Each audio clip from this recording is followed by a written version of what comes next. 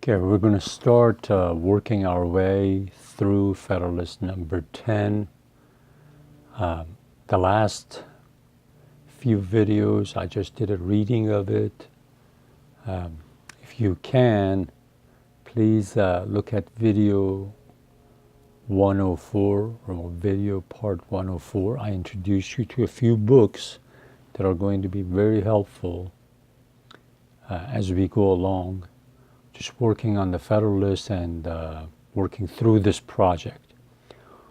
One of the books that I mentioned, Making the American Self by Howe, H-O-W-E, chapters 2 and 3 are very relevant to the reading of the Federalist, especially number 10, because it tells you somewhat about what the founders, people like James Madison, how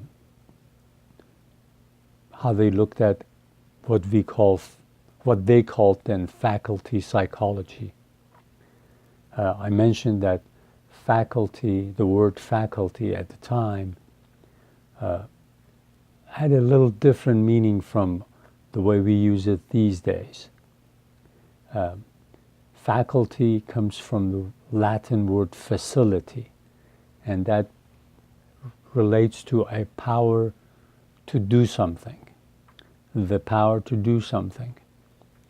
So faculty, facility, if you keep that in mind, you'll start kind of understanding this better. Because if English is your second language and you're not well versed in the reading climate of 2 centuries ago, especially the colonial America in 18th century, and who they were being influenced by, the intellectuals, who they were being influenced by. It's important to keep these in mind, and you'll understand these papers better. In that book, Daniel Walker Howe, the author, of course, gets help from the writings of some of the other historians. And he mentions how Scottish Enlightenment, Scottish intellectuals, how influential they were on American founders. So that's one thing that you need to think about. And one of the reasons that these Scottish intellectuals were important to the American founders, you have to remember that London was considered a cosmopolitan area of the empire, the cosmopolitan area of the empire. Whoever who was on the periphery, on the sides, periphery, they would be called provincial, from the term province. So they always kind of looked at themselves like there were some shortcomings compared to the cosmopolitan area, the London, the capital of the empire. So they were always trying to remedy their situation, make their situations better, to show that they too were intellectuals, they too had something to offer. So in Scotland, because there was not so much crushing influence of Church of England, the Anglicans, pushing back on colleges like Cambridge and Oxford, they were experimenting with new ways of looking at things in Scotland, in the universities in Scotland. And some of the big names that you will become familiar with, School of Moral Philosophy, they came out of Scotland, and they were very influential on Americans because Americans also considered themselves provincial, far away from the capital. They always had something to prove. So Scottish Enlightenment philosophers were very influential in the founding fathers of the United States.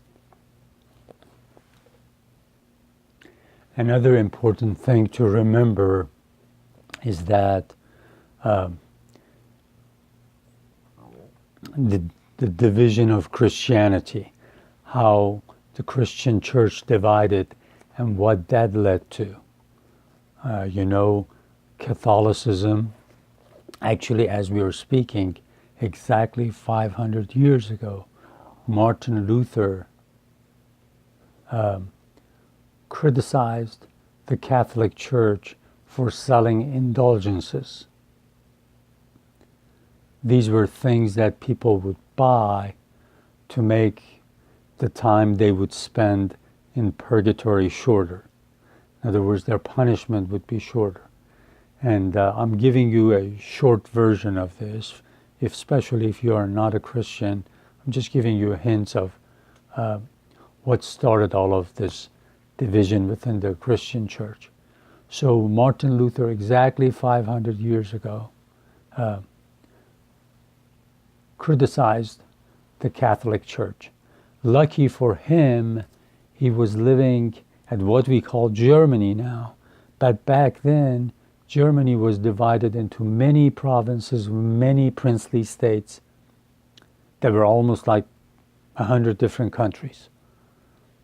And he was lucky enough to get the support and protection of the prince and king that in the area that he lived in, so he could propagate his ideas.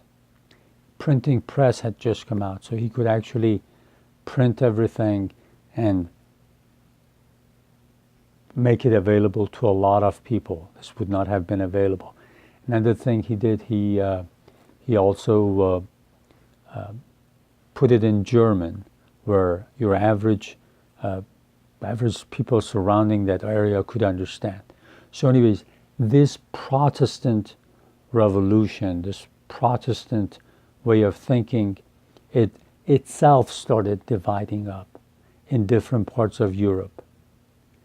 And one of the people who followed this line but had a little different take on it was John Calvin.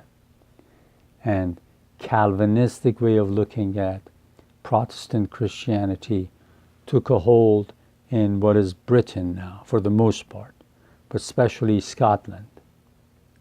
So you will hear the phrase Calvin, Calvinistic, and their thinking is very important because majority of the founding fathers of this country, of America, were Protestants. Calvin and his thought and Calvinistic way of looking at things was very influential.